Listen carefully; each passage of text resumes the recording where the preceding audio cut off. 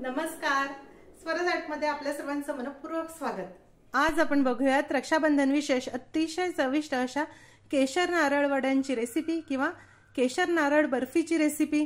आपण विकत नेहमी करता काही ना काही मिठाई आणतो, पण ह्या प्रकारे अशी ही केशर नारळ वडी बनवून बघा, अप्रतिम होते। चला तर बघूयात आता याची कृती।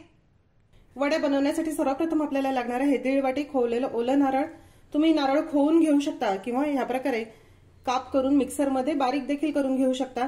त्यानंतर आपल्याला लागणार आहे अर्धी वाटी मिल्क पावडर, पाऊण वाटी साखर घेतली आहे, चिमूटभर वेलची पूड आणि 15 ते 20 केशरच्या कांड्या गरम पाण्यामध्ये साधारण अर्धा तासासाठी भिजत ठेवल्या होत्या।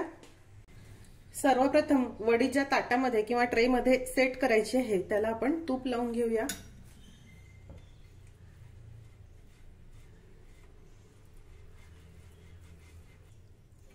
या आधी देखील नारळाच्या वडीचे विविध प्रकार मी तुम्हाला दाखवले आहे, पण ही केसर नारळ वडी अगदी अफलातून चवीची तयार होते।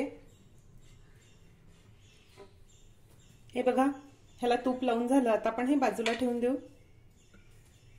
सर्वप्रथम कढईमध्ये 1 टीस्पून साजूक तूप घालूया। यामध्ये हे खोवलेलं ओलं नारळ घालू। 1.5 वाटी ओलं नारळ आहे। नारळ मोजताना अगदी गच्च दाबून दाबून मोजा, म्हणजे साखरेचा अंदाज चुकणार नाही। ह्या 1.5 वाटी ओल्या नारळासाठी मी वापरणार आहे पाऊण वाटी साखर। हे जे केशर भिजत घातलेलं पाणी आहे हे यामध्ये घालू। अगदी 1 टेबलस्पून पाण्यामध्येच केशर भिजत घातली आहे, खूप पाणी वापरू नका।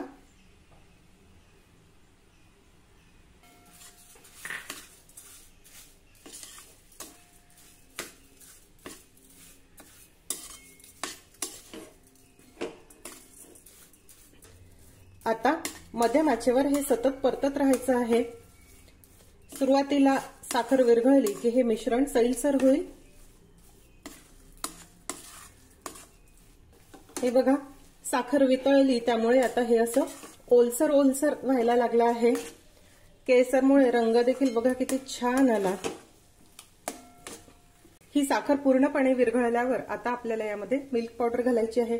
सुरुवातीलाच मिल्क पावडर घालू नका, मिल्क पावडर घातल्यामुळे ह्याचा रंग, मिल्क पावडर जर जास्त परतल्या गेली तर त्याचा रंग लालसर होईल।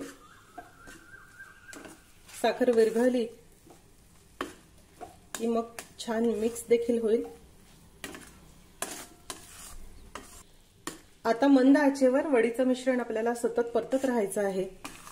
हे बघा, आता हळूहळू मिश्रण कोरडं व्हायला लागलं आणि काठाकाठाने इथे कढईला असं पांढरं पांढरं देखील व्हायला लागलं आहे।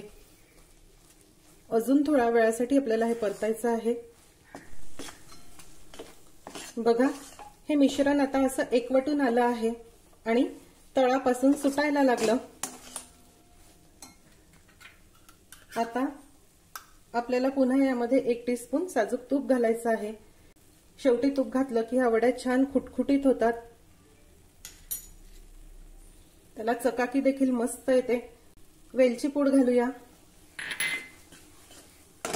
आणि छान मिक्स करू। हे बघा, हे मिश्रण छान परतून झालं आणि मंद आचेवर हे मिश्रण परतण्यासाठी मला साधारण 18 मिनिट लागले आहे। आता आपण गॅस बंद करूया। तूप लावलेल्या ट्रेमध्ये हे मिश्रण काढून घेऊ।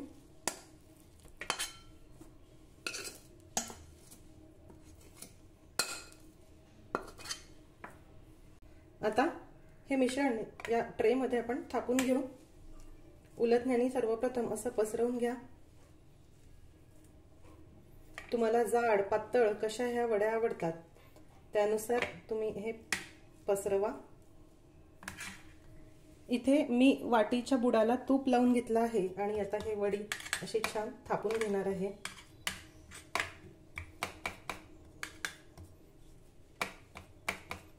वडीचं हे मिश्रण मी छान थापून घेतलं आणि एकसारखं करून घेतलं आहे। आता हे मिश्रण जरा कोमट होण्याची आपण वाट बघूया। खूप गरम असताना वड्या कापता येणार नाही। हे बघा, हे मिश्रण जरा कोमट झालं आहे आणि थोडं सेट झालं। आता आपण वड्या आखून घेऊया।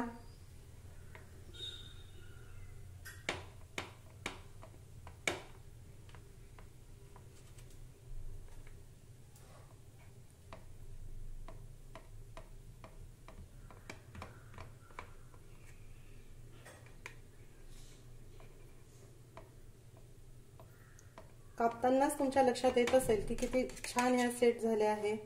ह्या वड्या मी कापून घेतल्या, अजूनही ह्या जरा गरम आहे, त्यामुळे अर्धा पाऊण तासासाठी आपण ह्या थंड होण्यासाठी बाजूला ठेवून देऊ। नंतर मी तुम्हाला वड्या सोडवून दाखवते। वड्या छान सेट झाल्या, आता आपण त्या सोडवून घेऊ।